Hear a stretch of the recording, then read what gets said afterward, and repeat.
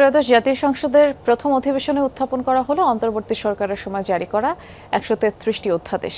গ্লিটারের twin lemon ও antibacterial formula বাসনকে চকচকে জীবাণুমুক্ত করে আমাদের দেয় গ্লিটার গ্যারান্টি। প্রথম অধিবেশনে আইন, বিচার ও সংসদ বিষয়ক মন্ত্রী মোহাম্মদ আসাদুজ্জামান অন্তর্বর্তী সরকারের আমলে জারি করা ১৩৩টি অধ্যাদেশ সংসদে উপস্থাপন করেন। এসব অধ্যাদেশের মধ্যে প্রশাসনিক সংস্কার থেকে শুরু করে রাজনৈতিক ও আইনি নানা গুরুত্বপূর্ণ বিষয় রয়েছে।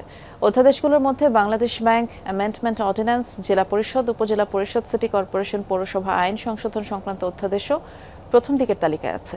এগুলোর সাথে রয়েছে শেখ হাসিনা জাতীয় যুব উন্নয়ন ইনস্টিটিউট সংশোধন, বাংলাদেশ এনার্জি রেগুলেটরি কমিশন সংশোধন, বিশেষ নিরাপত্তা বাহিনী সংশোধন, জাতির পিতার পরিবার সহ সদস্যদের নিরাপত্তা রহিতকরণ অধ্যাদেশ এবং জুলাই গণ অভ্যুত্থান সংশ্লিষ্ট দুটি অধ্যাদেশও কার্যসূচিতে রাখা হয়েছে। এগুলো হলো জুলাই গণ অভ্যুত্থান স্মৃতি তহবিল অধ্যাদেশ, জুলাই গণ অভ্যুত্থান সুরক্ষা দায় নির্ধারণ অধ্যাদেশ।